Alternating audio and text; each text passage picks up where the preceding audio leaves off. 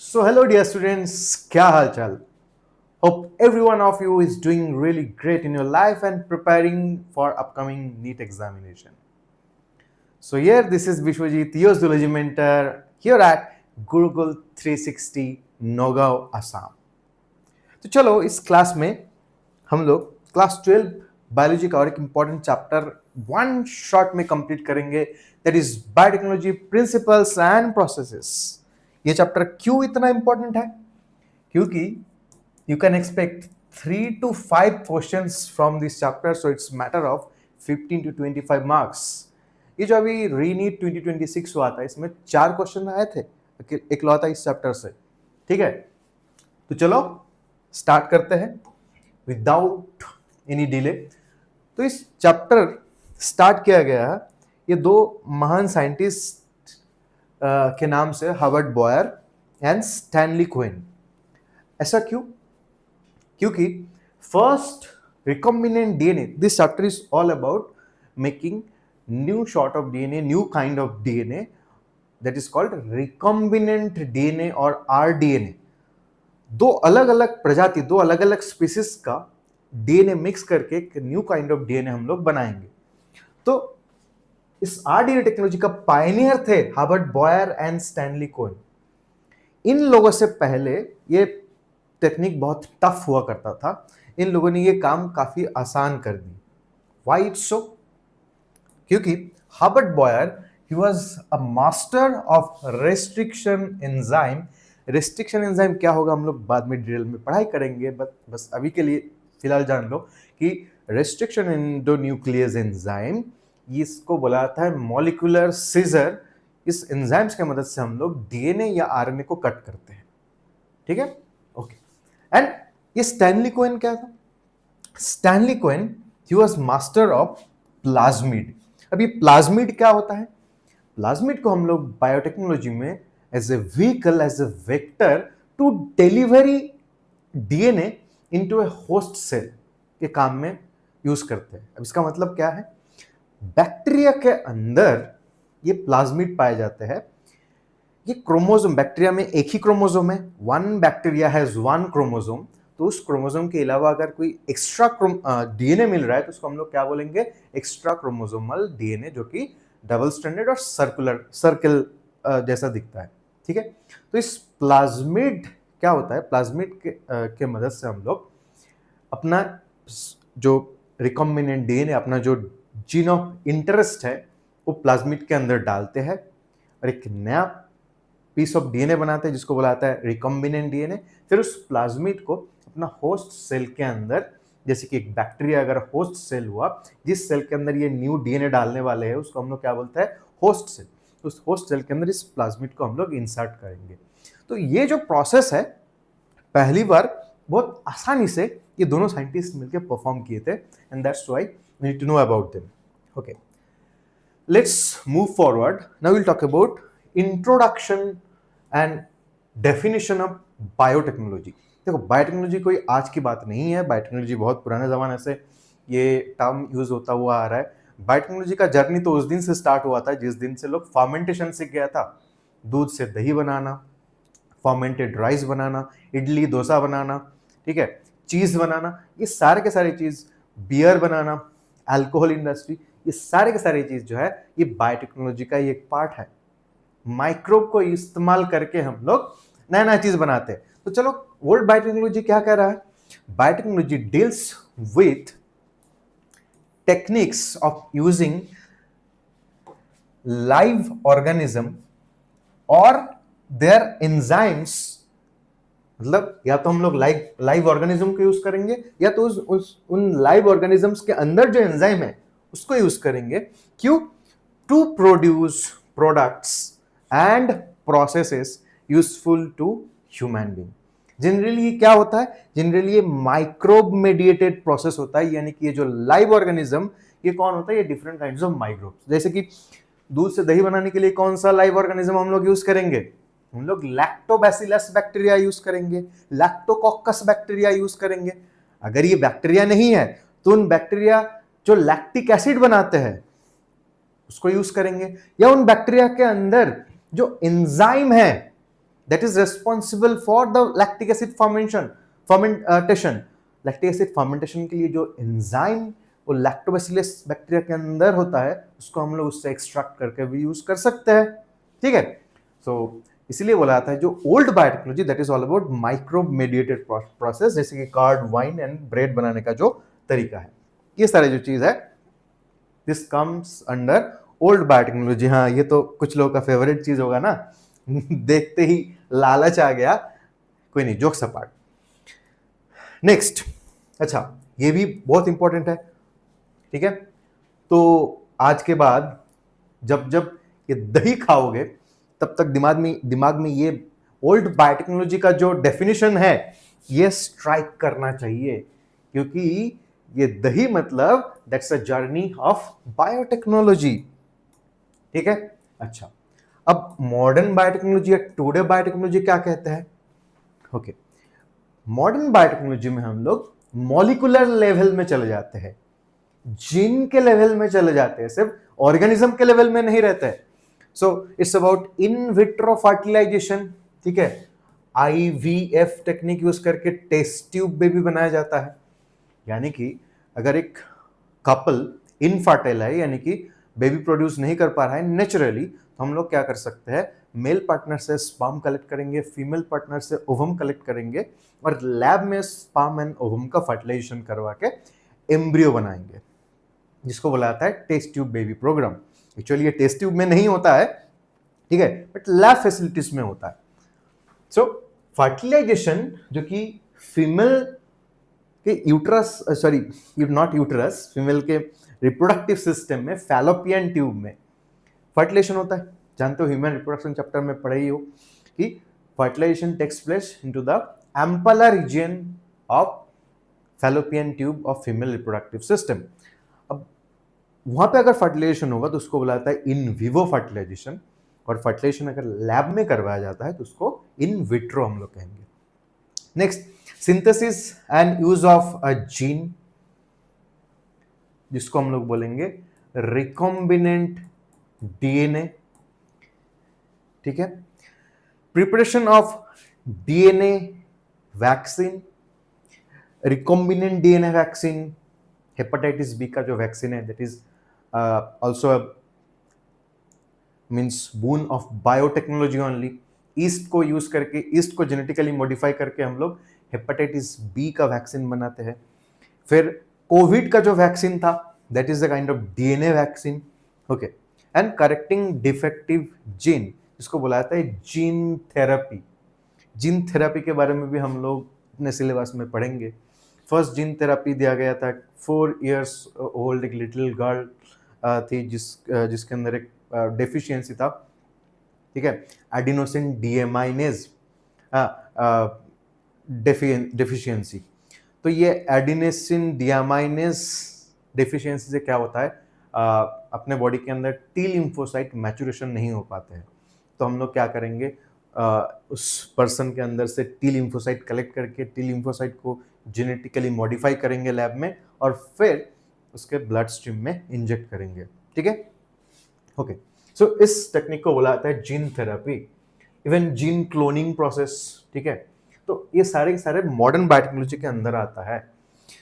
अब एक ऑर्गेनाइजेशन आया, European federation of biotechnology, EFB। इन्होंने क्या किया कि ट्रेडिशनल एस्पेक्ट और मॉडर्न एस्पेक्ट, यानी कि जो मॉलिक्यूलर बायोटेक है, ये दोनों को पंच करके अपना एक न्यू डेफिनेशन दिए। तो ये क्या कहते हैं, the integration of natural science, natural science means ये जो फिजिक्स, केमिस्ट्री, बायोलॉजी से हम लोग जो सीखते हैं, and organism, cells, parts thereof, यानी कि सेल्स, सेल के cell organelles, and molecular analogues, cell जो एंजाइम बनाते हैं, सेल का जो, सेल के अंदर जो बायोमोलिक्यूल्स है, ठीक है, for products and service. Directly हम लोग प्रोडक्ट बना सकते हैं या तो उसको ह्यूमन वेलफेयर, एग्रीकल्चर, ठीक है, देन मेडिसिन, तो ये सारे सर्विस में हम लोग यूटिलाइज कर सकते हैं। Next, a very very very very important topic, very very very important topic, 3 star topic, 2 core techniques और प्रिंसिपल्स ऑफ बायोटेक्नोलॉजी। दो प्रिंसिपल है, दो कोर टेक्निक के बारे में जानना है, एक जेनेटिक इंजीनियरिंग और दूसरा बायो प्रोसेस इंजीनियरिंग या बायोकेमिकल इंजीनियरिंग। जेनेटिक इंजीनियरिंग हम लोगों को क्या सिखाता है? How to manipulate genetic material, यानी कि डीएनए या आरएनए को हम लोग कैसे ऑल्टर करेंगे, डीएनए या आरएनए का जो केमिकल सेटअप है उसको हम लोग कैसे चेंज करेंगे। अगर नेचर में ये चीज हो रहा है तो इसको तो हम लोग क्या बोलते हैं, रिकॉम्बिनेशन बोलते हैं, म्यूटेशन बोलते हैं। अगर हम लोग लैब में ये काम करवा रहे हैं तो इसको हम लोग बायोटेक्नोलॉजी का first principle that is genetic engineering बोलेंगे। और उसके बाद क्या करते हैं, ये जो मॉडिफाइड डीएनए है, inserting that recombinant DNA, that modified DNA is called as recombinant DNA into a host organism। यानी कि लैब में एक न्यू पीस ऑफ डीएनए तुम बनाए, दो अलग अलग स्पीसीज का डीएनए को पंच करके, और फिर वो जो रिकॉम्बिनेंट डीएनए, जो मॉडिफाइड डीएनए, वो एक सेल के अंदर या एक ऑर्गेनिज्म के अंदर हम लोग इंसर्ट कर देंगे। और जिस ऑर्गेनिज्म के अंदर, जिस सेल के अंदर हम लोग उसको इंसर्ट करेंगे उसको बोला जाएगा host organism. Okay, and ultimately वो जीन जाके उस होस्ट सेल के अंदर खुद को एक्सप्रेस करेगा। डीएनए है तो डीएनए से एमआरएनए बनेगा, एमआरएनए से प्रोटीन बनेगा। This is the process of central dogma. ठीक है, ओके। और फिर उस प्रोटीन क्या बताएगा, उस ऑर्गेनिज्म का फेनोटाइपिक एक्सप्रेशन के बारे में बताएगा। ठीक है, तो अल्टीमेटली अगर तुम एक न्यू सेट ऑफ डीएनए एक ऑर्गेनिज्म के अंदर डाल दियो तो उसके अंदर जो जीनोम है उसमें बदलाव आ चुका है। अगर जीनोम ही चेंज हो गया है तो उसके जीनोटाइप में बदलाव आ गया है, तो फिर क्या होगा, फिनोटाइप तो ऑटोमेटिकली चेंज होना ही है। Okay, and the second step, the very second step और second principle of biotechnology is bio process engineering and biochemical engineering. अब ये चीज क्या है, जेनेटिक इंजीनियरिंग में जो तुम सीखे हो वो लार्ज स्केल में हम लोग अब अप्लाई करेंगे, उसका real life application is called bio process engineering. ठीक है, मेडिकल फील्ड में उसको यूज करेंगे, एग्रीकल्चर फील्ड में उसको यूज करेंगे, इकोलॉजी में उसको यूज करेंगे, लोगों के भलाई के लिए और कुछ लोगों के प्रॉफिट के लिए भी। ओके, तो इसके लिए आपको करना क्या है, लार्ज स्केल प्रोडक्शन यूनिट बनाना है। That is called maintenance of sterile ambience for the growth of those genetically modified prokaryotic or eukaryotic cells to obtain enzymes, hormones, antibiotics, drugs and proteins। ये सारे के सारे चीजों को क्या बुलाता है, रिकॉम्बिनेंट प्रोटीन्स। प्रोकैरियोटिक सेल यानी कि बैक्टीरिया, यूकैरियोटिक सेल यानी कि animal cell, plant cell, fungal cell, इनको हम लोग जेनेटिकली मॉडिफाई किए हैं। अब उनसे प्रोडक्ट कलेक्शन की बारी है, और उस प्रोडक्ट कलेक्शन को स्मॉल स्केल में हम लोग नहीं करेंगे, लार्ज स्केल में करेंगे। तो that is called bio process engineering और बायोकेमिकल इंजीनियरिंग। और ये काम करने के लिए एक ऐसा लैब फैसिलिटीज चाहिए जो कि कंटामिनेशन फ्री होना चाहिए। सो that is called sterile environment, right? Okay, अब एनसीईआरटी का कुछ बेसिक बात है। What is difference between asexual reproduction, sexual reproduction and biotechnology? तो चलो पहले कंपेयर करते हैं सेक्सुअल रिप्रोडक्शन को असेक्सुअल रिप्रोडक्शन के साथ। देखो, असेक्सुअल रिप्रोडक्शन में मेल फीमेल का कोई कंसेप्ट नहीं है, गैमेट फॉर्मेशन का कोई कंसेप्ट नहीं है। असेक्सुअल रिप्रोडक्शन में सीधा पेरेंट से आइडेंटिकल ऑफस्प्रिंग प्रोड्यूस होते हैं, यानी कि ऑफस्प्रिंग और पेरेंट में कोई जेनेटिक वेरिएशन है ही नहीं, क्योंकि रिकॉम्बिनेशन हुआ नहीं, जेनेटिक मटेरियल का कॉपी पेस्टिंग हुआ है। तो इसीलिए असेक्सुअली जो रिप्रोडक्शन करते हैं या जो असेक्सुअल रिप्रोडक्शन करते हैं उसके बारे में हम लोग ये कह सकते हैं कि it conserves genetic information. Conserve genetic information मतलब पेरेंट और ऑफस्प्रिंग के बीच में कोई वेरिएशन नहीं है, कोई डिफरेंस नहीं है। जैसा पेरेंट है वैसा ही ऑफस्प्रिंग है, मानो कि क्लोन है, नेचुरल क्लोन्स। तो इसीलिए asexual reproduction will not promote variation. तो वेरिएशन लाने के लिए नेचर को क्या लाना पड़ा, sexual mode of reproduction. Sexual mode of reproduction में क्या होता है, जेनेटिक रिकॉम्बिनेशन होता है।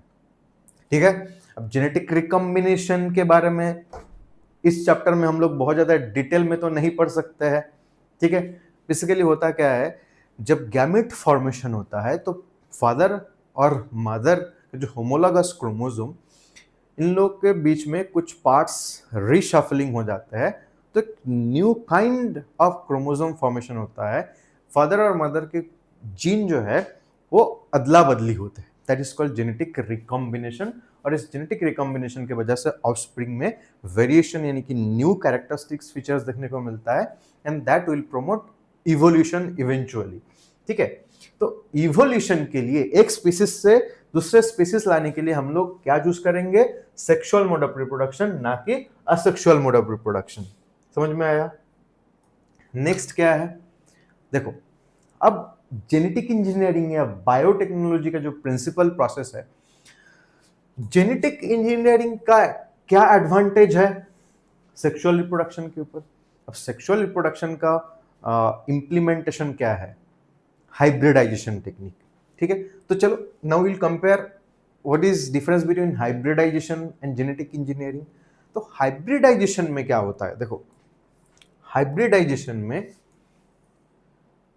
जेनेटिकली डिसिमिलर दो पेरेंट्स के बीच में क्रॉसिंग किया जाता है। ठीक है, क्योंकि ऑफस्प्रिंग में हम लोग दोनों ही पेरेंट्स का जीन चाहते हैं, बट इस समय क्या होता है, ड्यू टू हाइब्रिडाइजेशन, जैसे गुड जीन्स आते हैं पेरेंट्स से ऑफस्प्रिंग के अंदर, उसी तरह से बैड जीन्स भी चले आते हैं।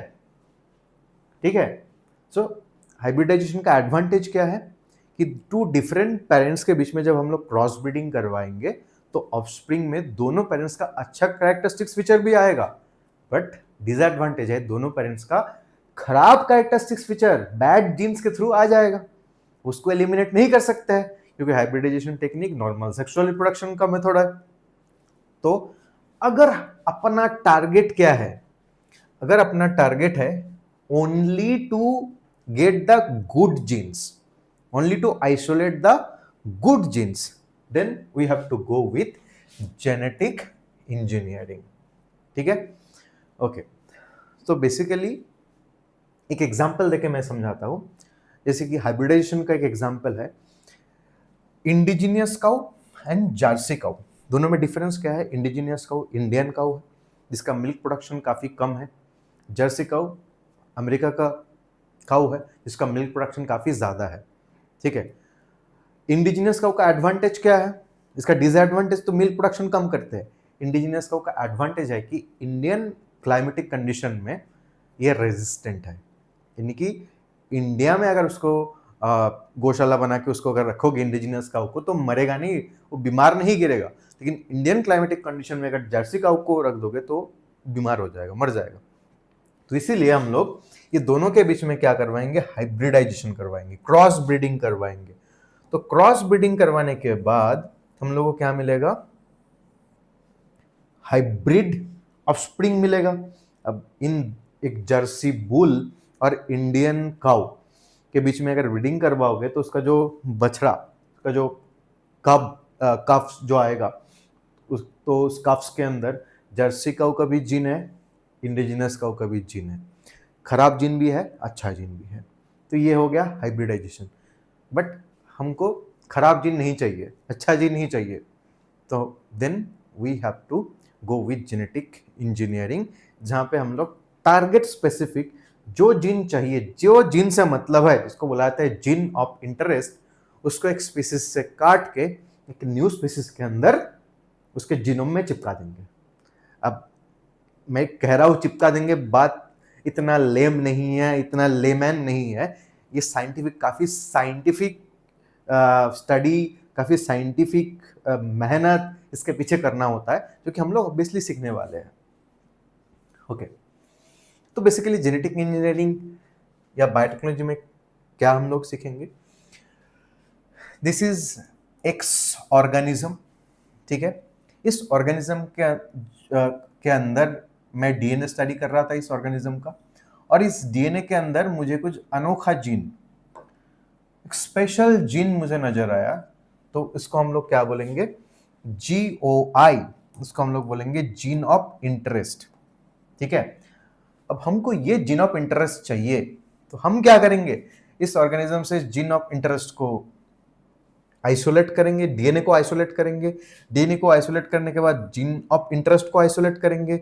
अभी जीन ऑफ इंटरेस्ट को एक वेक्टर के अंदर इंसर्ट करेंगे, क्योंकि जीन ऑफ इंटरेस्ट को डायरेक्टली हम लोग एक न्यू सेल या होस्ट सेल के अंदर नहीं डाल सकते हैं, इंसर्ट नहीं कर सकते। तो इसीलिए हमको चाहिए क्या, हमको चाहिए एक वेक्टर जिसके फॉर्म में हम लोग ऐसे प्लाज्मिड यूज कर सकते हैं। तो ये वेक्टर का काम क्या होता है, ये जीन ऑफ इंटरेस्ट को अपने डीएनए में एकोमोडेट करवाना, और फिर इस वेक्टर को हम लोग इंसर्ट कर देंगे एक होस्ट सेल के अंदर।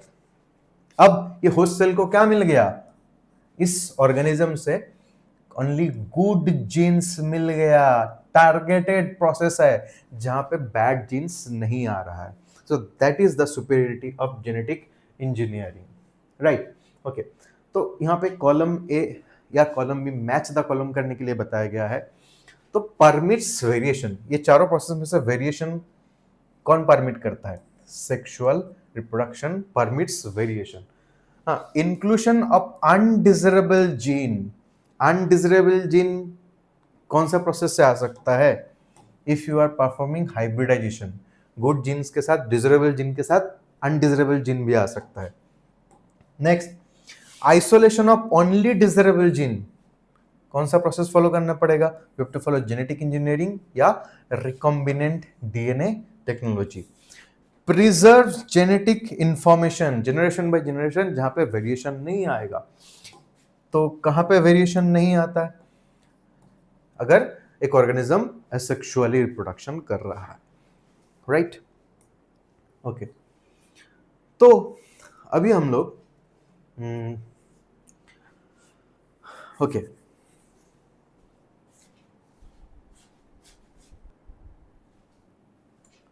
ओके, तो अभी हम लोग क्या पढ़ने वाले हैं कि एक होस्ट सेल के अंदर ये जो रिकॉम्बिनेंट डीएनए है वो कैसे हम लोग इंसर्ट करेंगे। ओके, तो यहाँ पे एक क्राइटेरिया बताया गया, एक पॉसिबिलिटीज बताया गया। Do you know the likely fate of a piece of DNA which is somehow transferred into an alien organism. यानी कि तुमने क्या किया, तुमने एक ऑर्गेनिज्म चूज किए जिसके अंदर क्या था, जिसके अंदर तुम्हारा जीन ऑफ इंटरेस्ट या डिजायरेबल जीन था। उस जीन ऑफ इंटरेस्ट या डिजायरेबल जीन को तुम आइसोलेट किए और फिर एक होस्ट सेल के साइटोप्लाज्म में डायरेक्टली उसको इंसर्ट करवा दिए। ठीक है, तो होस्ट सेल उसके साथ कैसे बर्ताव करेगा, तो उसका फेट यही होगा कि ये जो पीस ऑफ डीएनए ये होस्ट सेल के अंदर जाके कुछ भी नहीं कर पाएगा। ऐसा क्यों, क्योंकि ये जो पीस ऑफ डीएनए तुम होस्ट सेल के अंदर इंसर्ट किए हो, इससे होस्ट सेल ट्रांसफॉर्म सही से नहीं हुआ, क्योंकि ये पीस ऑफ डीएनए के पास ओरिजिन ऑफ रेप्लिकेशन नहीं है। अल्टीमेटली हम लोग एक जीन ऑफ इंटरेस्ट को होस्ट सेल के अंदर क्यों इंसर्ट कर रहे हैं, ये सोच के इंसर्ट कर रहे हैं कि वो जीन ऑफ इंटरेस्ट उस होस्ट सेल का जो फेनोटाइपिक एक्सप्रेशन है उसमें कुछ चेंजेस लाएगा। और ये कैसे लाएगा, उस जीन को एक्टिवेट होना पड़ेगा। वो पीस ऑफ डीएनए से क्या बनना होगा, आरएनए बनना होगा। बेसिकली ये डीएनए कैसे काम करेगा होस्ट सेल के अंदर, डीएनए से बनेगा messenger RNA, messenger RNA with the help of ribosome बनाएगा प्रोटीन्स, और इस प्रोटीन को हम लोग रिकॉम्बिनेंट प्रोटीन बोलेंगे, क्योंकि ये डीएनए कौन सा डीएनए था, ये डीएनए रिकॉम्बिनेंट डीएनए था। तो अगर ये डीएनए होस्ट सेल के अंदर खुद को एक्सप्रेस कर पाते हैं तो प्रोटीन फॉर्मेशन होगा। लेकिन अगर डायरेक्टली सीधा उठा के डीएनए को होस्ट सेल के साइटोप्लाज्म में इसको डाल दोगे तो ये डीएनए खुद को एक्सप्रेस ही नहीं कर पाएगा। डीएनए से ना तो एमआरएनए बनेगा ना तो प्रोटीन बनेगा, क्योंकि उस डीएनए के पास एक बहुत अहम चीज नहीं है। उस डीएनए के पास क्या होना चाहिए, ये डीएनए के पास बहुत अहम चीज होना चाहिए, ओरिजिन ऑफ रेप्लिकेशन। यानी कि एक्चुअली डीएनए से डीएनए बनता है, डीएनए से आरएनए बनता है, आरएनए से प्रोटीन बनता है। इस टोटल प्रोसेस को हम लोग बोलते हैं सेंट्रल डॉगमा। ठीक है, तो डीएनए काम करने लायक तो हो जाए, डीएनए खुद को रेप्लिकेट तो कर पाए, उसके बाद हम लोग डीएनए से एमआरएनए यानी कि ट्रांसक्रिप्शन एंड एमआरएनए से प्रोटीन यानी कि ट्रांसलेशन के बारे में सोचेंगे, अगर उसके पास, इस डीएनए के पास ये ओरिजिन नहीं रहेगा, यानी कि जहां से रेप्लिकेशन स्टार्ट होगा, तो ये डीएनए कोई काम के लायक नहीं है। तो फेट क्या होगा? That DNA will not survive और not be able to multiply और इनहेरिटेड।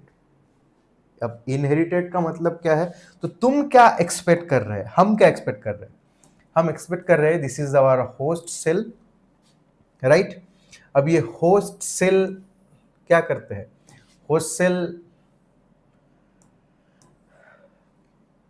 अपना न्यू कॉपीज बनाते हैं सेल डिवीजन के बाद, ठीक है। होस्ट सेल के पास अपना क्रोमोसोम तो है ही है।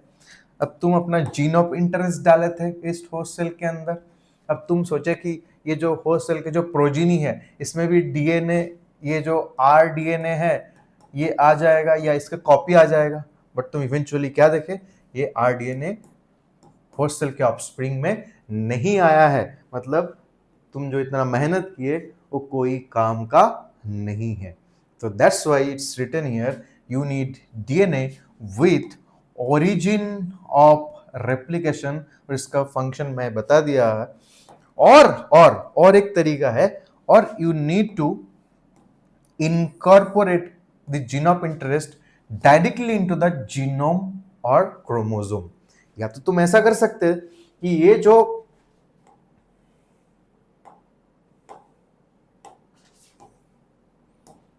जीन ऑफ इंटरेस्ट था, इस जीन ऑफ इंटरेस्ट को होस्ट सेल के क्रोमोसोम के अंदर डायरेक्टली डिलीवर कर देते थे, तब भी काम हो जाता था। तब ये क्रोमोसोम जब रेप्लिकेट करेगा, ये क्रोमोसोम अपना कॉपीज जब प्रोजेनी सेल्स में भेजेगा, तो उसके साथ जीन ऑफ इंटरेस्ट को भी भेज देगा। तो दो प्रोसेस है, या तो जो डीएनए तुम होस्ट सेल के अंदर इंसर्ट करवाए हो, इसके पास क्या होना चाहिए? इसके पास ओरिजिन ऑफ रेप्लिकेशन या ओरिसाइट होना चाहिए, या तो इस डीएनए को डायरेक्टली होस्ट सेल के क्रोमोसोम का पार्ट बना दो, तभी ये खुद को एक्सप्रेस कर सकता है और ये उसके न्यू प्रोजेनी में इनहेरिट हो सकता है, ठीक है। So that's why it's written, gene of interest will replicate or multiply inside the host or inherited if these two conditions are given, ठीक है। डीएनए में origin या तो DNA incorporation of the DNA or gene of interest directly into the genome or chromosome of host, ठीक है। Okay, तो ये हो गया। Now we'll talk about very short, in very short, first instance of construction of rDNA or artificial recombinant DNA molecule. The year was 1972, ठीक है, and the scientists, already we know their name, Herbert Boyer and Stanley Cohen.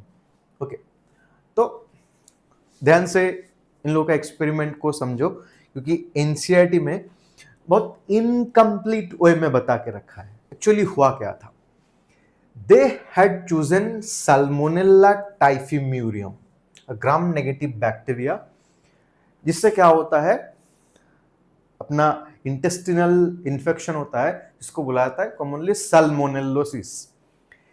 इसका ही एक बड़ा भाई है जिसका नाम है सल्मोनेला टाइफी, उससे टाइफाइड होता है। But Salmonella typhimurium is not same to Salmonella typhi. पहला बात दिमाग में ये बात चिपका लो। तो Salmonella typhimurium is totally different bacteria. इससे क्या होता है? इससे पेट में इन्फेक्शन होता है, जिसको हम लोग बोलते हैं सल्मोनेलोसिस। क्लियर है? ओके, अब इसका जो अपना प्लाज्मिड, इसका जो नेटिव प्लाज्मिड है, उसको हम लोग क्या बोलेंगे? फिर नेटिव प्लाज्मिड को हम लोग नाम दिया है RSF1010 प्लाज्मिड, ठीक है। तो इसके पास एक नेटिव प्लाज्मिड था, इसका अपना प्लाज्मिड था, नेचर में पाया जाता है। क्या? उस प्लाज्मिड को बोला जाता है RSF1010 प्लाज्मिड।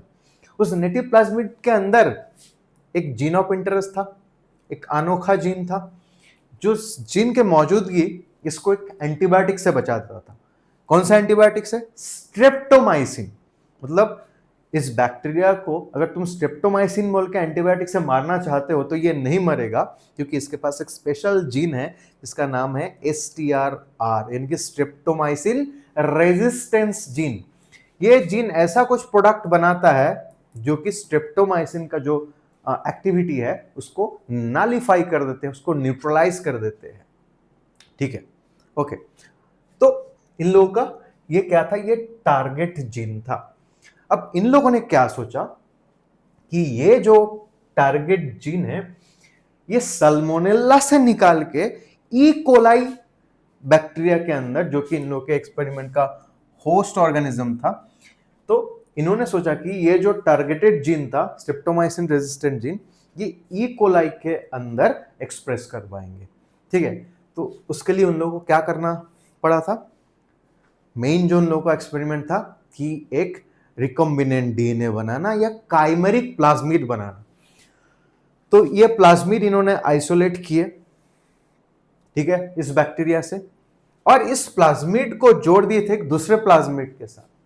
अब वो दूसरा प्लाज्मिड कहां से मिला था, दूसरे प्लाज्मिड के लिए हम लोग यूज कर सकते हैं सल्मोनेला पानामा, या तो कुछ इकोलाई बैक्टीरिया के कुछ स्ट्रेन में भी ये प्लाज्मिड मिलता है जिसका नाम है PSC101 प्लाज्मिड।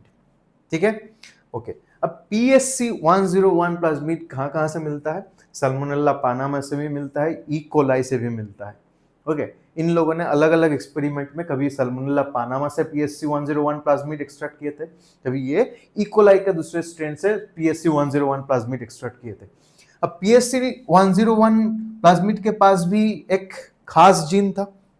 कौन सा जीन, टेट्रासाइक्लिन रेजिस्टेंट जीन, यानी कि सल्मोनेला पानामा या इकोलाई का स्पेसिफिक स्ट्रेन को आप टेट्रासाइक्लिन एंटीबायोटिक से नहीं मार सकते हैं, क्योंकि उसके पास टेट्रासाइक्लिन के अगेंस्ट में एक रेजिस्टेंट जीन है, और इस जीन का प्रोडक्ट टेट्रासाइक्लिन का जो एक्टिविटी है उसको न्यूट्रलाइज कर देते हैं। ओके, तो इन लोगों का मोटो क्या था, इन लोगों का मोटो ये था कि ये RSF1010 प्लाज्मिड और PSC101 प्लाज्मिड, ये दोनों को कंबाइन करके क्या बनाएंगे, एक रिकॉम्बिनेंट डीएनए या रिकॉम्बिनेंट प्लाज्मिड बनाएंगे, जिसको काइमेरिक प्लाज्मिड भी कहा जाता है। और इन लोगों ने बनाए ये दोनों प्लाज्मिड को कंबाइन करके एक रिकॉम्बिनेंट प्लाज्मिड बनाया, और जिनका नाम इन्होंने क्या दिया, PSC109। तो ये जो काइमेरिक प्लाज्मिड इन लोगों ने बनाए, एक न्यू प्लाज्मिड, उनको क्या नाम दिया गया, PSC109। अब ये PSC109 प्लाज्मिड को इन लोगों ने क्या करने वाले हैं, एक होस्ट बैक्टीरिया जो कि इकोलाई है इसके अंदर इंसर्ट करने वाले हैं। Got it, got my point. तो that was the first case of construction of recombinant DNA. Got it. तो उसके लिए इन लोगों को और भी कई सारे बायोमोलिक्यूल्स इस्तेमाल करना पड़ा था, जैसे कि प्लाज्मिड को काटने के लिए रेस्ट्रिक्शन एंडोन्यूक्लियस का इस्तेमाल करना पड़ा था, प्लाज्मिड के काटा हुआ पोर्शन को जोड़ने के लिए लाइगेज एंजाइम का इस्तेमाल करना पड़ा था, जो आगे जाके हम लोग पढ़ेंगे। तो अल्टीमेटली ये जो रिकॉम्बिनेंट प्लाज्मिड है या रिकॉम्बिनेंट डीएनए है, इसको किसके अंदर इंसर्ट करवाना है, होस्ट, अपना होस्ट कौन है, ई कोलाई बैक्टीरिया के अंदर इंसर्ट करना है। इसलिए ई कोलाई बैक्टीरिया को ये काबिल बनाना पड़ेगा कि ये इस प्लाज्मिड को इंटेक कर ले। याद रखना, very very very very important point, making the host cell competent. Competent का मतलब क्या है, होस्ट सेल को इस काबिल बना लो कि ये रिकॉम्बिनेंट प्लाज्मिड इंसर्ट खुद के अंदर इंटेक कर पाए।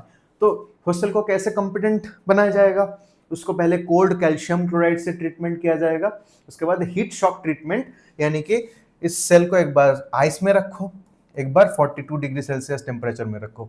तो उसके बाद क्या होगा, ये सेल का जो सेल वॉल है ये कमजोर पड़ जाते हैं, और जो ये रेजिस्टेंट दिखा रहा था कि नेगेटिवली चार्ज डीएनए को मैं एंट्री नहीं दूंगा, ये अब न्यूट्रलाइज हो जाते हैं, और फिर ये न्यू डीएनए या रिकॉम्बिनेंट डीएनए को अपने अंदर एंट्री दे देते हैं, और इस रिकॉम्बिनेंट डीएनए के साथ अपना जीन ऑफ इंटरेस्ट, या जो यहाँ पे हम लोग अपना जीन ऑफ इंटरेस्ट क्या था, एंटीबायोटिक रेजिस्टेंट जीन्स, वो इस होस्ट बैक्टीरिया के अंदर चला गया। और प्लाज्मिड के बारे में अच्छी बात है यह है कि प्लाज्मिड के अंदर ओरिजिन ऑफ रेप्लिकेशन प्रेजेंट है तो प्लाज्मिड खुद के दम पे एक सेल के अंदर रेप्लिकेट कर पाते हैं, इसलिए प्लाज्मिड को हम लोग self replicating circular double stranded extra chromosomal DNA भी कहते हैं। ठीक है, तो अब चेक करना है कि इकोलाई के अंदर ये रिकॉम्बिनेंट डीएनए गया है कि नहीं। अच्छा, अगर एक होस्ट सेल के अंदर रिकॉम्बिनेंट डीएनए चला जाता है तो बोला जाता है कि वो सेल जो है वो ट्रांसफॉर्म हो चुका है। तो this is the process of whole and sole process of transformation. ठीक है, एक होस्ट सेल के अंदर रिकॉम्बिनेंट डीएनए चला जाएगा, उस प्रोसेस को हम लोग क्या बोलते हैं, ट्रांसफॉर्मेशन। तो ये सेल अभी ट्रांसफॉर्म हो गया, यानी कि सेल को अब तुम एंटीबायोटिक से टेट्रासाइक्लिन या स्ट्रेप्टोमाइसिन एंटीबायोटिक से ये इकोलाई को तुम अब मार नहीं सकते हो। So that was all about Herbert Boyer and Stanley Cohen's experiment. तो इन लोगों का मेन मुद्दा क्या था, एक रिकॉम्बिनेंट या काइमेरिक प्लाज्मिड बनाना। ठीक है, अच्छा, अब एनसीईआरटी क्या बताया, they used the native plasmid of Salmonella typhimurium as a vector. Basically ये दो प्लाज्मिड को मार्ज कर दिए थे, तो दोनों प्लाज्मिड में कोई भी एक प्लाज्मिड को वेक्टर कह सकते हो। ठीक है, अच्छा, क्लास में अभी हम लोग इसको इजीली समझाने के लिए वो शॉर्टकट तरीके से बताते हैं, बट एक्चुअल केस ये है अभी मैंने जो बताया। Got it? Okay, now in NCERT some steps are written, the basic steps of genetically modified, GMO बोले तो genetically modified organism, यानी कि ये जो सेल जो ट्रांसफॉर्म हो गया उसको अब हम लोग क्या कह सकते हैं, GMO। ठीक है, जेनेटिकली मॉडिफाई हो गया, उसके अंदर न्यू डीएनए चला गया। तो फर्स्ट क्या है, identification of DNA with desirable gene. जैसे हम लोग साल्मोनेला टाइफिम्यूरिया को आइडेंटिफाई किए थे क्योंकि उसके अंदर जीन ऑफ इंटरेस्ट था अपना antibiotic resistant gene. Now introduction of the identified DNA into the host, host cell को कॉम्पिटेंट बना के होस्ट सेल को ट्रांसफॉर्म किए, होस्ट सेल के अंदर वो रिकॉम्बिनेंट प्लाज्मिड डाल दिए। That is the meaning of this line. ठीक है, आप यहाँ पे अपना एक्सपेरिमेंट में होस्ट क्या था, इकोलाई बैक्टीरिया था। And not only insertion of the new DNA into the host, ठीक है, maintenance of the introduced DNA into the host and transfer of the DNA to its progeny। मतलब तुमको ये ensure करना पड़ेगा कि होस्ट सेल के अंदर जो रिकॉम्बिनेंट प्लाज्मिड गया है वो होस्ट सेल के अंदर सरवाइव कर जाए, और ये होस्ट सेल से जब प्रोजेनी बने, यानी कि एक सेल से दो सेल, दो सेल से चार सेल बने, तो ये न्यू इकोलाई के अंदर भी अपना जीन ऑफ इंटरेस्ट मौजूद होना चाहिए, यानी कि इनहेरिटेंस को सक्सेसफुली ऑब्जर्व करना चाहिए। ठीक है, यानी कि तुम्हारे अंदर एक जीन चला गया तो तुम वो जीन अपने न्यू प्रोजेनी को ट्रांसफर कर पाते हो कि नहीं कर पाते हो। जब ये काम हो जाएगा तो बोला जाएगा कि सक्सेसफुली ये टोटल प्रोसेस जो है ये कंप्लीट हो चुका है। So that was all. Now we need to talk about tools of recombinant DNA technology। मतलब अब ये सारा तामझाम, ये सारे प्रोसेस या सारा काम एक लैब में करने के लिए क्या क्या चीज़ चाहिए होता है। जैसे खाना पकाने के लिए हम लोग को क्या चाहिए होता है, गैस चाहिए होता है, आग चाहिए होता है, तेल चाहिए होता है, कढ़ाई चाहिए होता है, सब्जी चाहिए होता है, मसाला चाहिए होता है। तो एक होस्ट सेल के अंदर रिकॉम्बिनेंट डीएनए बनाना, होस्ट सेल के अंदर उस रिकॉम्बिनेंट डीएनए को इंसर्ट करवाना, होस्ट सेल को इस काबिल तैयार करना कि होस्ट सेल उस रिकॉम्बिनेंट डीएनए को सर्वाइव और अपने नेक्स्ट प्रोजेनी में रेप्लिकेट करवा पाए। तो ये सारे चीज़ के लिए कुछ टूल्स चाहिए। क्या क्या tools, restriction enzymes, ligase enzymes, हाँ, जेल इलेक्ट्रोफोरेसिस ये एक टेक्निक है, क्लोनिंग वेक्टर, यानी कि जो जीन ऑफ इंटरेस्ट है, डिजरेबल जीन है, उसको एक होस्ट सेल के अंदर इंसर्ट करवाने के लिए कुछ बायोलॉजिकल व्हीकल का जरूरत होता है, जिसको हम लोग बोलते हैं वेक्टर्स। यहाँ पे प्लाज्मिड अपना वेक्टर्स का काम किया था बॉयर एंड कोहन के एक्सपेरिमेंट में। And competent host and insertion of DNA for transformation, यानी कि होस्ट को उस काबिल बनाओ, कंपिटेंट बनाओ होस्ट को, ताकि host easily gene of interest को या रिकॉम्बिनेंट डीएनए को अपने अंदर एंट्री का परमिशन दे दे। ठीक है, so let's learn about this tools.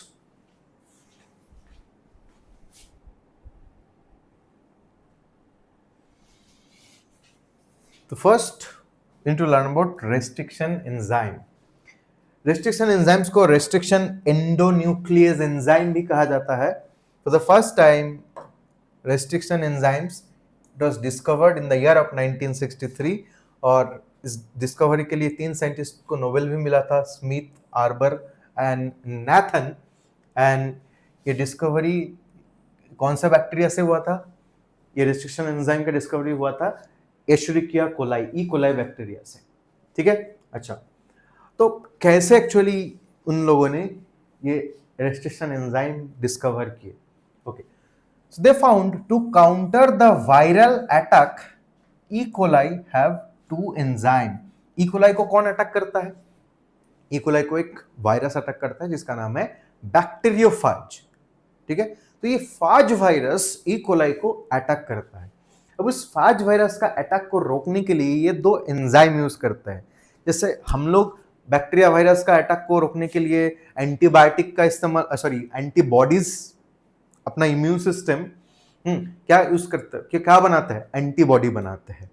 अपने पास दूसरे इम्यून सेल है जैसे कि न्यूट्रोफिल है, मैक्रोफेज है, नेचुरल किलर सेल है, टी लिम्फोसाइट है, बी लिम्फोसाइट है। तो ये सारे तामझाम हम लोगों के इम्यून सिस्टम इस्तेमाल करते हैं। बट बैक्टीरिया क्या इस्तेमाल करते हैं? 2 एंजाइम को यूज करते हैं ये वायरल अटैक को रोकने के लिए। पहला एंजाइम का काम क्या था?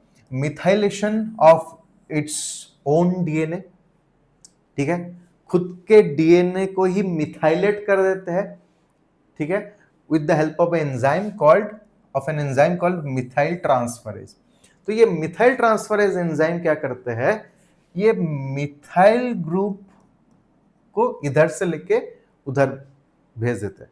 यानी कि डीएनए के ऊपर जो बेसिस रहता है, एडेनिन, गुआनिन, साइटोसिन, थायमिन।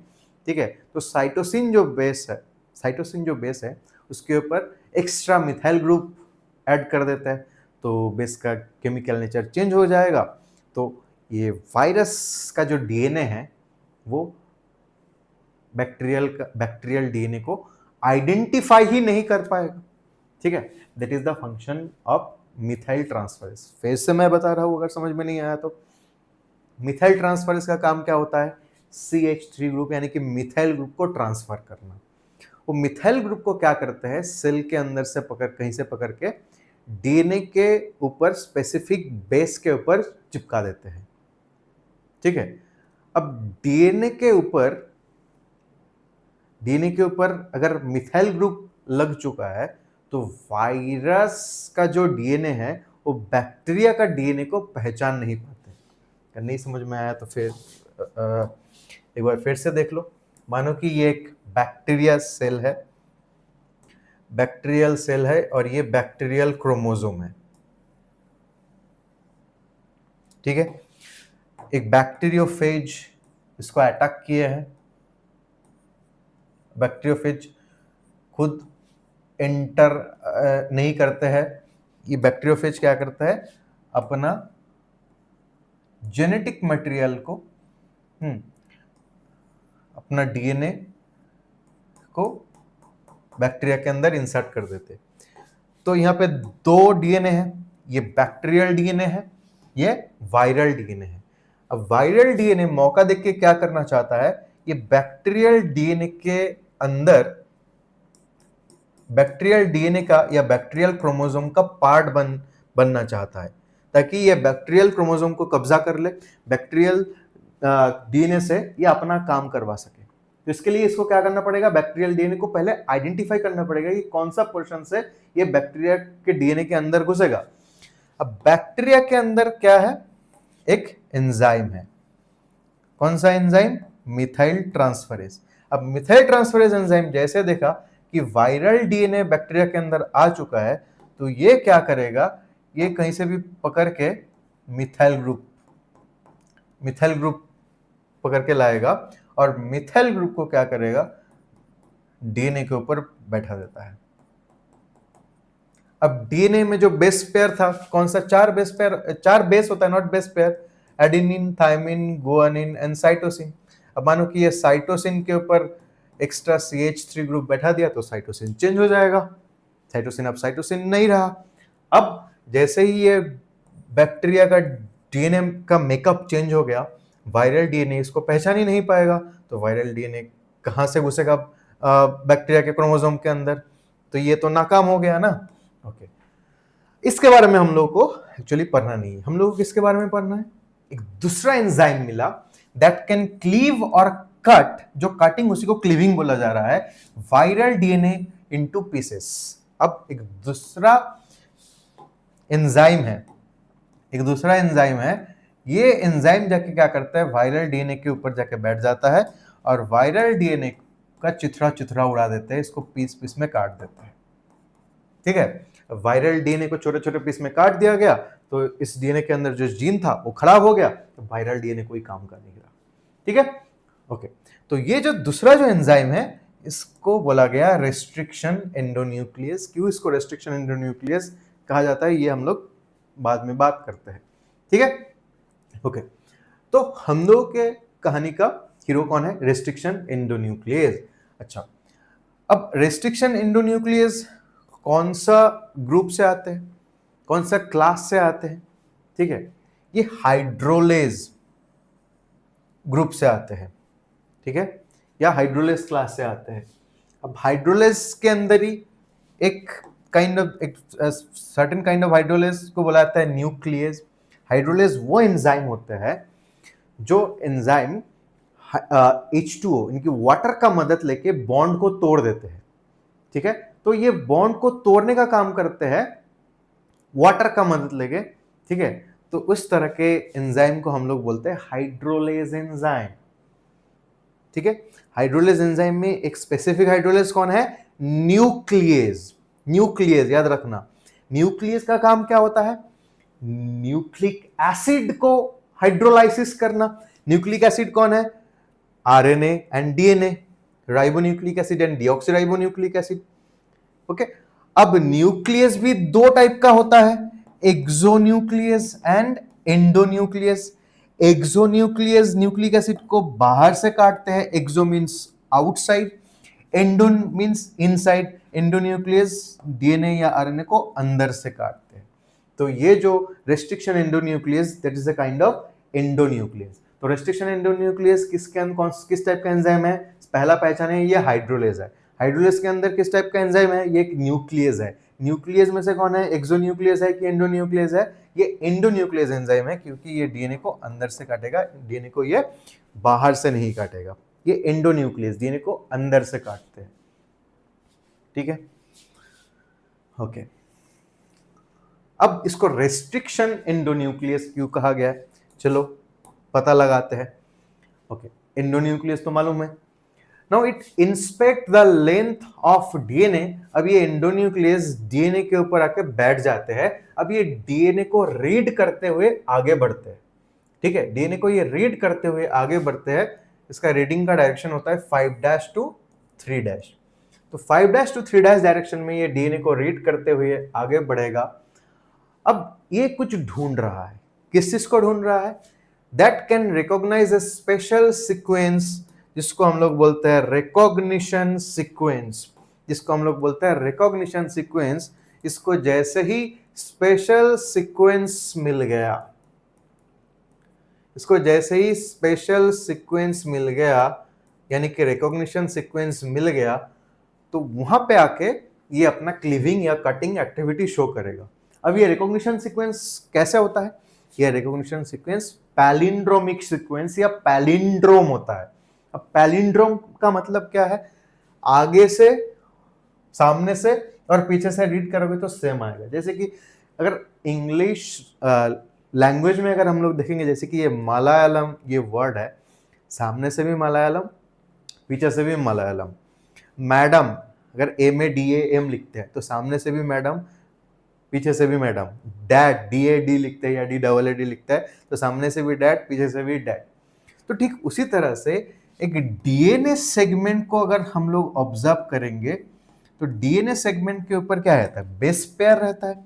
अब मानो कि ये वाला बेस पेयर देखो GAATTC 5' to 3' डायरेक्शन में, ये क्या है GAATTC पर पढ़े हो। अब नीचे इसका एंटी पैरेलल चेन, उसमें भी 5' to 3' डायरेक्शन रहेगा, उसमें भी क्या मिल रहा है GAATTC, क्योंकि कंप्लीमेंट्री बेस पेयरिंग होगा। तो कंप्लीमेंट्री बेस पेयरिंग हो रहा है डीएनए के दोनों स्ट्रैंड के बीच में, तो ऊपर वाला स्ट्रैंड में भी GAATTC पर पढ़े हो, नीचे वाला स्ट्रैंड में भी GAATTC पर पढ़े हो। तो ये तो बस एक एग्जाम्पल है, ऐसा बहुत परमुटेशन एंड कॉम्बिनेशन हो सकता है नाइट्रोजनस बेसिस का।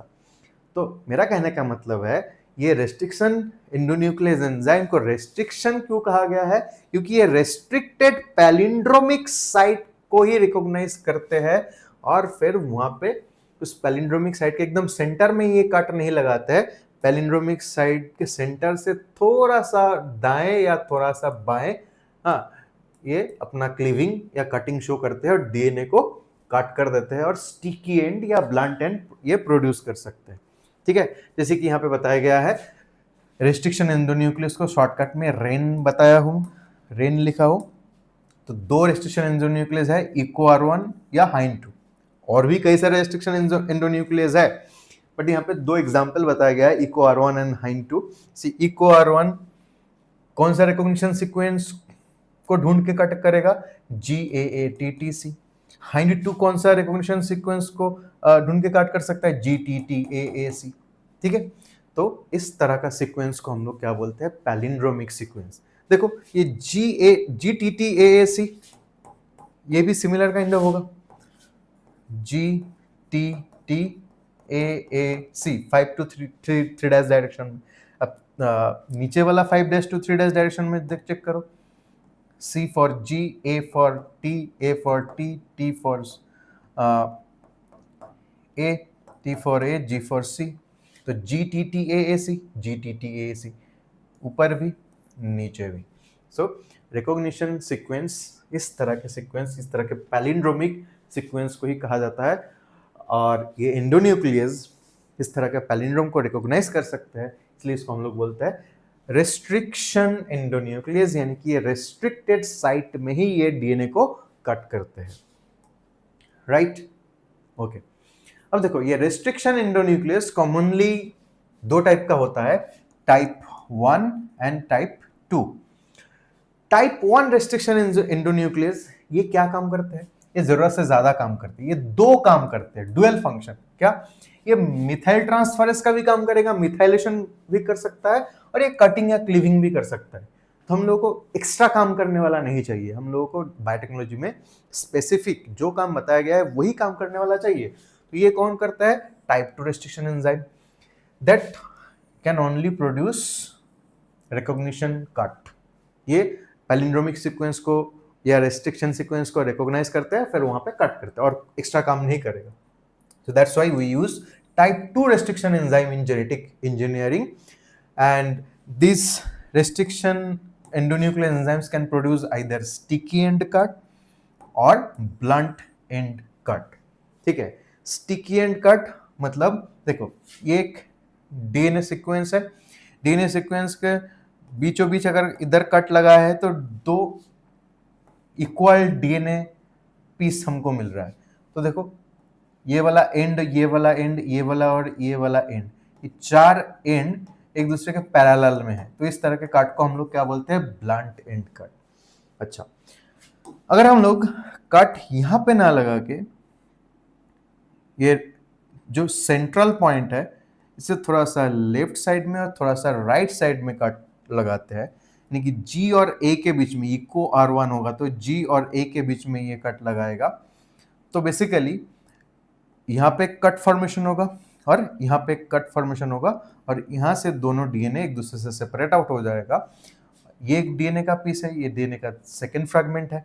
अब डीएनए को कट करने के बाद देखो ये वाला एंड, ये वाला एंड एक दूसरे के पैरेलल नहीं है, ये वाला एंड और ये वाला एंड एक दूसरे के पैरेलल नहीं है, यहाँ पे ओवरहैंगिंग पार्ट देखने को मिल रहा है, यानी कि डीएनए का डबल स्ट्रैंड में एक स्ट्रैंड बड़ा, एक स्ट्रैंड बड़ा, एक स्ट्रैंड छोटा, यहाँ पे भी एक स्ट्रैंड छोटा, एक स्ट्रैंड बड़ा। तो इस तरह के कट को बुलाता है स्टिकी एंड कट। अब हम लोग कौन सा कट ज्यादा पसंद करते हैं? We prefer sticky end cut for our purpose, for R DNA technology. क्यों स्टिकी एंड कट को प्रेफर किया जाता है? क्योंकि स्टिकी एंड कट में देखो ऑलरेडी यहाँ पे एक स्ट्रैंड, सिंगल स्ट्रैंड जैसा बाहर की तरफ निकला हुआ है। अब जब ये न्यू डीएनए के साथ इसको चिपकाएंगे तो चिपकाने का काम कौन करता है? लाइगेज एंजाइम करते हैं। ठीक है, देखा गया है कि लाइगेज एंजाइम क्या करेगा, अगर ब्लंट एंड को जोड़ेगा, बेसिकली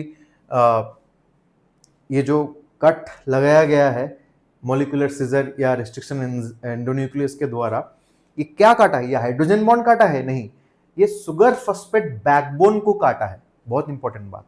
रिस्ट्रिक्शन एंजाइम क्या काटते हैं डीएनए का? डीएनए के अंदर हाइड्रोजन बॉन्ड को कट करते हैं क्या? नहीं, ये डीएनए का सुगर फॉस्फेट बैकबोन को काट करते हैं। यानी कि जो डीएनए का जो डबल हेलिकल मॉडल है, ये जो स्टेप बन रहा है ये हाइड्रोजन बॉन्ड है। ठीक है, ये जो रेलिंग बन रहा है ये किस चीज से बनता है? ये सुगर, पेंटोस सुगर यानी कि डीऑक्सीराइबोस सुगर एंड फॉस्फेट से बनता है। इसको बुलाता है सुगर फॉस्फेट बैकबोन। तो रेस्ट्रिक्शन एंडोन्यूक्लियस एंजाइम कहाँ पे कट लगाते हैं? सुगर फॉस्फेट बैकबोन पे कट लगाते हैं। ठीक है, शुगर डिहाइड्रेशन करके शुगर फॉस्फेट बैकबोन को फॉस्फोएस्टर बॉन्ड को काट करते हैं।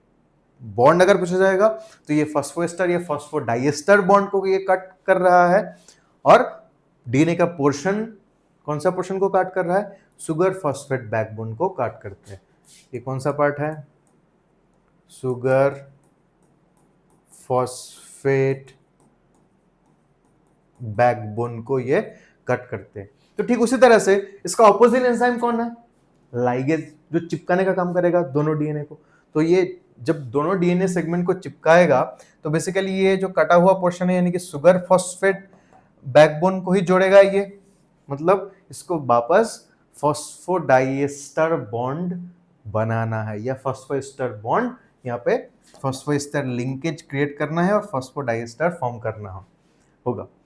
ठीक है, तो अगर ब्लंट एंड को जोड़ने जा रहा है तो देखा गया है कि एक लाइगेज एंजाइम को ज्यादा एटीपी खर्चा करना होता है, और स्टिकी एंड को अगर जोड़ने जाता है तो लाइगेज एंजाइम को कम एटीपी खर्चा करना होता है।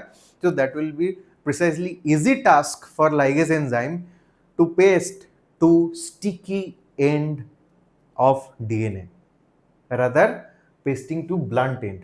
तो इसीलिए हम लोग बायोटेक्नोलॉजी में एनर्जी एफिशिएंट प्रोसेस फॉलो करेंगे, यानी जहाँ पे एनर्जी का इस्तेमाल कम होगा, यानी कि लाइगेज को काम करने में आसान कहाँ पे लगेगा? जब दो sticky end cut piece of DNA को जोड़ने के लिए बोला जाएगा। तो दैट्स वाई ऐसा रेस्ट्रिक्शन एंजाइम हम लोग यूज करते हैं जो ब्लंट एंड नहीं स्टिकी एंड कट प्रोड्यूस करे। Right, okay.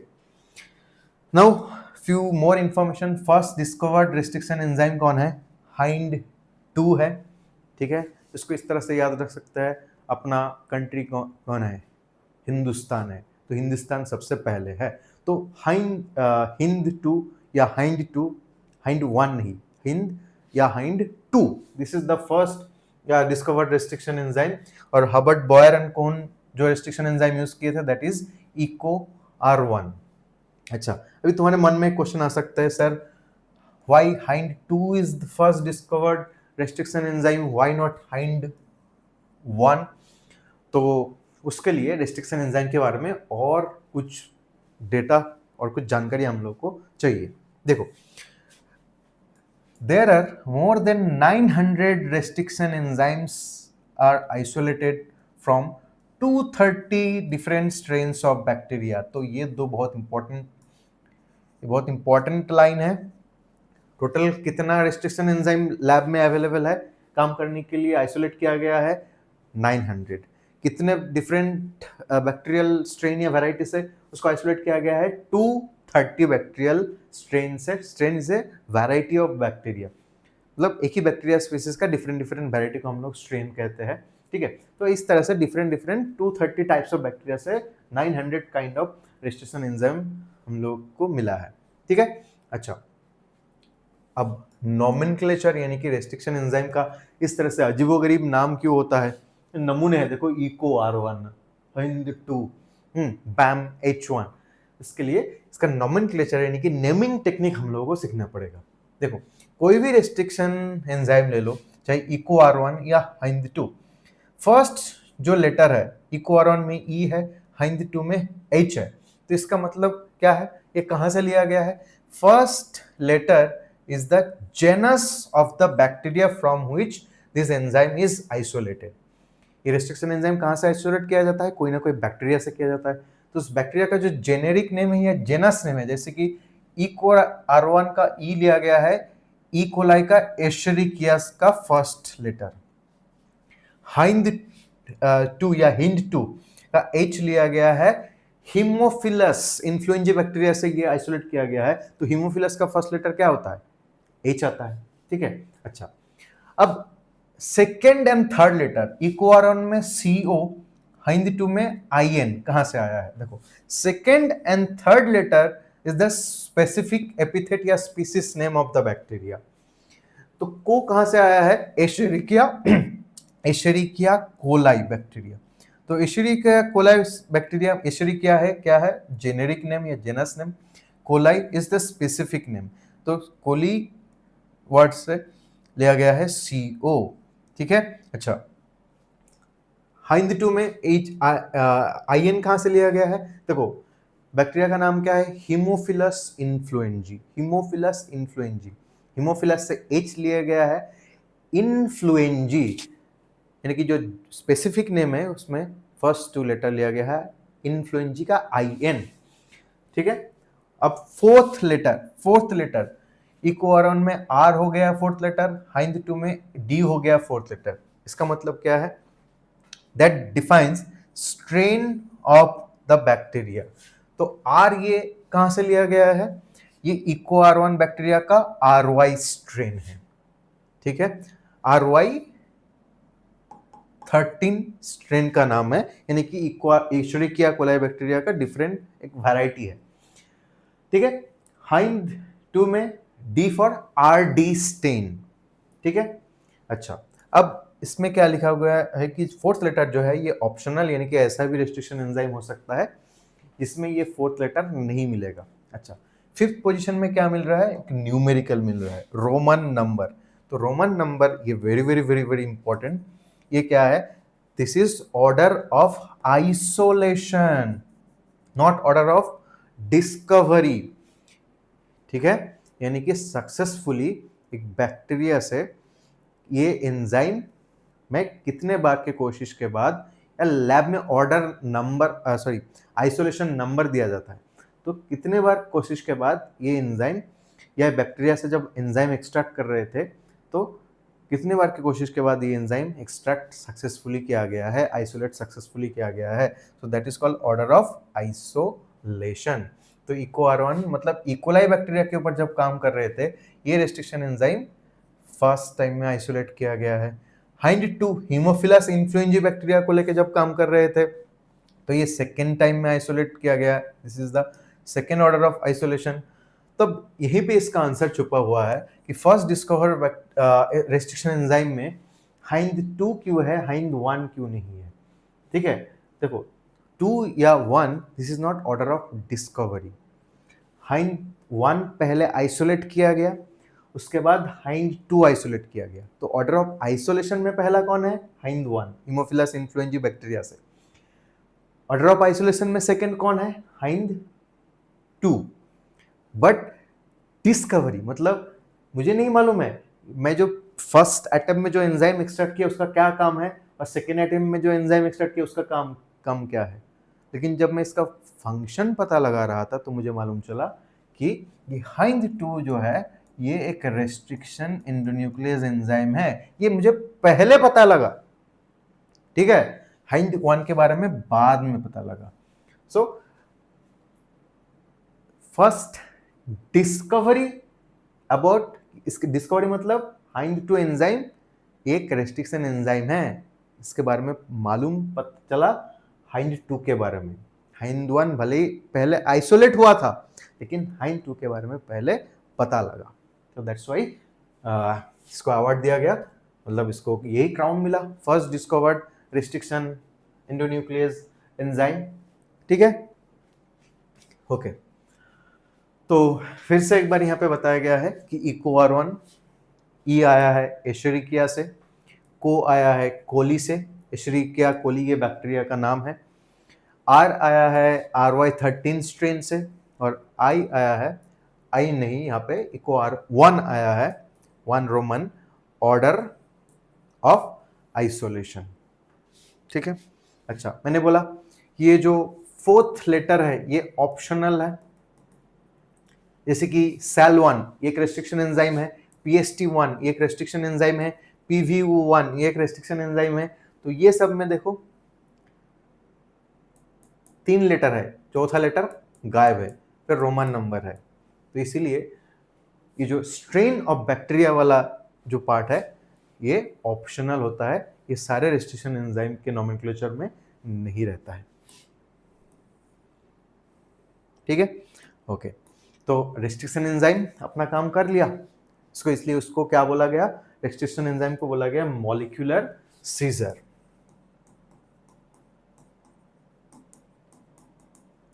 रेस्ट्रिक्शन एंजाइम को क्या बोला गया, मॉलिक्यूलर सीजर। ये काटने का काम किया डीएनए को, अब जोड़ने का काम कौन करेगा, लाइगेज एंजाइम करेगा, इसका काम है लाइगेशन, हाँ, टू पेस्ट और टू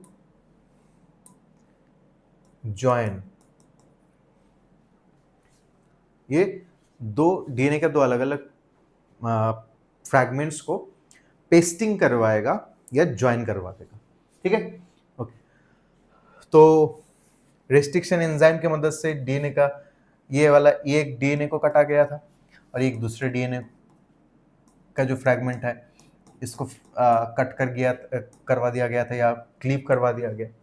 ठीक है, अब इसके पार्ट के साथ जोड़ने के लिए या पेस्टिंग के लिए या लाइगेशन के लिए हम लोग कौन सा एंजाइम यूज करेंगे, लाइगेज एंजाइम यूज करेंगे। तो लाइगेज एंजाइम यूज करके हम लोग क्या कर सकते हैं, two different fragment of DNA को पेस्ट करवा सकते हैं। ठीक है, so that was all about this lecture. अब नेक्स्ट जो पार्ट है वो इस चैप्टर का वन शॉट लेक्चर का सेकेंड जो वीडियो है उसमें हम लोग पढ़ेंगे। तब तक के लिए बाय बाय, टाटा एंड जय हिंद।